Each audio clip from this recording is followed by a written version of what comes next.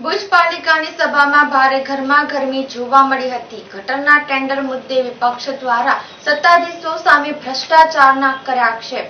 ગટરમાં પડેલી બાળાના મોત અંગે નગરપાલિકાને આડે હાથે લેતું વિપક્ષ। સમિતિ રચના 2 સપ્તાહમાં બાળાના પરિવારજનોને સહાય ચૂકવવાની ખાતરી અપાઈ હતી। ભુજ નગરપાલિકાની આજરોજ 3 મહિના બાદ સામાન્ય સભા પ્રમુખ અશોક હાથીના અધ્યક્ષ સ્થાને મળી હતી। આ સામાન્ય સભામાં ખાસ કરીને ₹6 કરોડના વિકાસ કામનું ટેન્ડર ભાજપના કાર્યકર્તાને આપવા માટેના નગરપાલિકાના સત્તાધીશોએ જે મિલીભગત આચરી હતી તે મુદ્દો આજે સામાન્ય સભામાં ભારે જોરશોરથી ચર્ચવામાં આવ્યો હતો। સાથોસાથ તાજેતરમાં મામલતદાર કચેરીના ગેટ પાસે ગટરના ખાડામાં પરપ્રાંતીય બાળાનું પડી જવાથી મોત નીપજ્યું છે, તેમાં નગરપાલિકાની ઘોર બેદરકારી જોવા મળી છે। તે મુદ્દો પણ સામાન્ય સભામાં વિપક્ષી સભ્યો દ્વારા જોરશોરથી ચગાવવામાં આવ્યો હતો।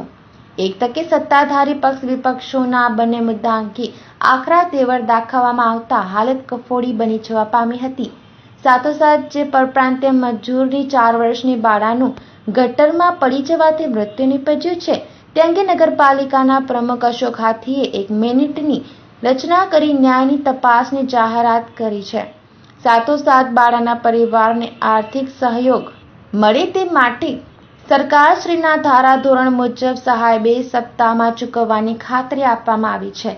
દરમિયાનમાં નગરપાલિકાના અધ્યક્ષ અશોક હાથી અને વિપક્ષી નેતા રાજેન્દ્રસિંહ જાડેજાના વોર્ડ નંબર 8માં છેલ્લા કેટલાક સમયથી પીવાના પાણીની સમસ્યા વકરી છે તે અંગે પણ વિપક્ષે આકરા તેવર દાખવ્યા હતા અને સત્તા પક્ષને બરોબરનો આડે હાથ લીધા હતા। દરમિયાનમાં વોર્ડ નંબર 8ની મહિલાઓ છેલ્લા કેટલાક સમયથી પીવાના પાણીની સમસ્યા ભોગવી રહી છે તે મહિલાઓનું ટોળું આજરોજ નગરપાલિકાની ચાલુ સામાન્ય સભાએ રજૂઆત કરવા માટે આવ્યું હતું અને આક્રોશપૂર્ણ રજૂઆત કરવામાં આવી હતી। નગરપાલિકાના સત્તાધીશો દ્વારા અંગે ઘટતું કરવાની ખાતરી આપવામાં આવી છે। ભુજ નગરપાલિકાની સામાન્ય સભામાં 7મા પગાર પંચનો લાભ આપવા માટે નગરપાલિકાએ સામાન્ય સભામાં ઠરાવ કર્યા ઠરાવની નકલ સરકારને મોકલી આપવા માટે હકારાત્મક પ્રતિભાવ અપનાવ્યો છે। તદુપરાંત ટ્રેક્ટર વાટે કચરો ઉપાડતા કામદારોને છેલ્લા 3 મહિનાથી પગાર મળ્યો નથી, જે તમામ મહિલાઓ આજે સામાન્ય સભામાં આવી હતી અને પ્રમુખને રજૂઆત કરી હતી। દરમિયાનમાં ₹6 કરોડના ખર્ચે ગટરના કામનું ટેન્ડર ભાજપના મળતિયાઓને આપવામાં આવ્યું છે તે મુદ્દો આજે સામાન્ય સભામાં મુખ્ય બન્યો હતો અને વિપક્ષી સભ્યો અને સત્તાધીશો વચ્ચે આ ટેન્ડરના મુદ્દે ભારે શાબ્દિક ટપાટપી જોવા મળી હતી। આમ 3 માસ બાદ ભુજ નગરપાલિકાની મળેલી સામાન્ય સભા આજે ઉગ્ર વલણવાળી જોવા મળી હતી। આજે સામાન્ય સભામાં જે 105 મુદ્દા જે કારોબારીમાં જે કરવામાં આવ્યા હતા એનામાં બાલી આપવામાં આવી અને પ્રમુખ સ્થાનેથી 3 મુદ્દા લેવામાં આવ્યા હતા। એનામાં જે ઘટકના જે અનુસૂચિત જાતિ ST/SCના જે કામો હતા એ કામોનો પ્રમુખ સ્થાન લેવામાં આવ્યો। આપણે જે APMCમાં જે નવી બોડી રચાણી એનામાં નગરપાલિકા સદસ્ય તરીકે આપણે અશોકભાઈ નાનજી પટેલને નગરપાલિકા કાઉન્સિલ તરીકે રિપીટ કર્યા છે અને જે નગરપાલિકાના જે કર્મચારીઓ છે જે 7મા પગાર પંચ સાથે વંચિત છે એ સરકારના નિયમ ધારા મુજબ સામાન્ય સભામાં એ લોકો જે આપેલી અરજી છે આપણે સૈદ્ધાંતિક સ્વીકારવી કરવી પડે એટલે પ્રમુખ સ્થાનેથી આપણે અરજી સ્વીકાર કરવામાં આવેલ છે। ભુજ શહેરની પ્રજા ટેક્સ નથી ભરતી। ભુજ શહેરના અમુક જે વિસ્તારો જે સ્લમ વિસ્તારો છે એ ટેક્સ નથી ભરતી। આનામાં જે ભુજનો જે દર વખતે આપણે ટેક્સ ઉગે છે 10 થી 12 કરોડ રૂપિયા ટેક્સ આવે છે। ભુજની પ્રજા ટેક્સ ભરે છે, નથી ભરતો। જે સ્લમ વિસ્તારમાં જે ટેક્સ નથી ભરાતો એ નથી જ ભરાતો। આમાં આગામી દિવસોમાં વિકાસના કામોમાં જે આપણે જોઈએ તો હમીસર તળાવનો ડેવલપર ચાલુ છે, રોડ રસ્તા છે, ગટર પાણીના જે રસ્તા હતા એ આપણે લઈ લીધા પણ નવેસર ટેન્ડર આપણે એનામાં કરશું અને બાકીના જે વિકાસના કામો છે ભુજ નગરપાલિકા અને સત્તા સાથે રહીને આપણે કામ કરશું આગળ। આનામાં જે હિનાબેનનો જે નાની બાળકીનું જે અવસાન થયું એનામાં મને દુઃખ છે અને ખેદ વ્યક્ત કરું છું।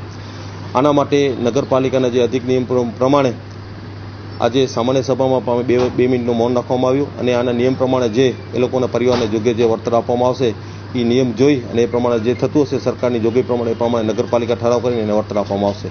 અત્યાર સુધી જોવા જઈએ તો આપણે જે દિવસે બનાવવાનો એ દિવસે લેવા પટેલની બાજુમાં મેઇન લાઇન બેસી ગઈ હતી એટલા હિસાબે લાઇન ચોકોપતી આખી તે દિવસ બપોરે આપણે પાઇપ ઉતાર્યા હતા ને એ લાઇન ચાલુ થઈ ગઈ આગળની લાઇન ચોકોપતી તે દિવસ બપોરે જ પાણી નીકળ્યું હતું તે ગટરનું પાણી બહાર નીકળ્યું હતું અંદર ગટરની ચેમ્બરમાં જે પાણી ભરાઈ ગયું હતું એ બહાર ઉભર્યું હતું એનામાંથી। આનામાં પ્રાથમિક તપાસમાં નગરપાલિકા લેવલે જોવા જઈએ તો આનામાં જે ત્યાં ખાડો કોઈ એવડો મોટો કોઈ ખાડો નહોતો કે જેનામાં જે બિચારી બાળકીનો હિનાનો મોત થયું, પણ આનામાં અનિવાર્ય સંજોગો કોઈ પણ કારણસર એક્સિડન્ટ બનાવ હોય કે એને જે પાણીમાં ડૂબથી બનાવ થયો હોય એ બિચારીનો મોત થયું છે.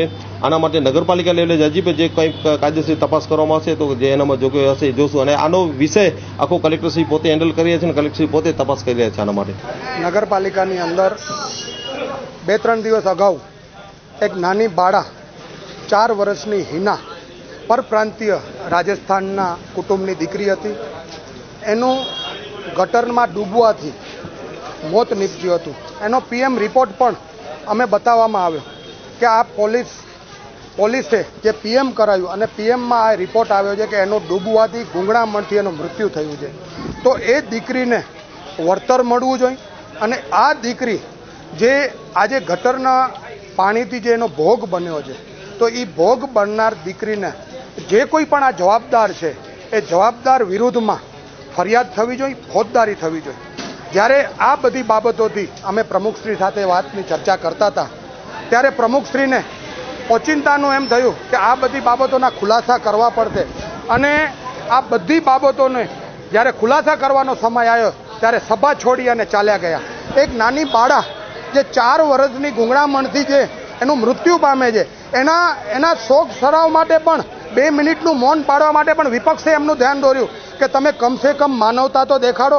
આ 44 નગરસેવકો અહીંયા બેઠા છે એને તો પાપના ભાગીદાર ન કરો.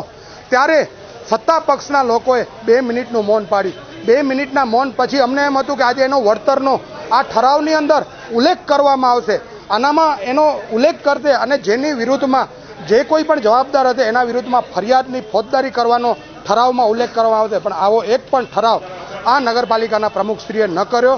અમે એમની બાબતે રજૂઆત કરતા હતા અને એ સભા છોડીને ચાલ્યા ગયા. આ ક્યાંનો ન્યાય છે?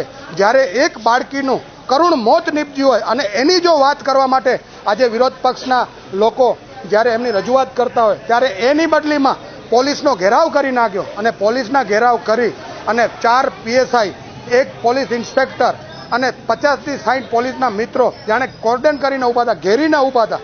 આવી રીતે જો ઘેરીને ઊભવામાં આવે અમારી વાતને, જો અમે લોકોની વાતને વાચા આપવાનું જે કામ કરતા હતા એ વાચા આપવાનું કામ પણ ન કરી શકીએ તો આનાથી મોટી શરમ નગરપાલિકાની કઈ હોઈ શકે?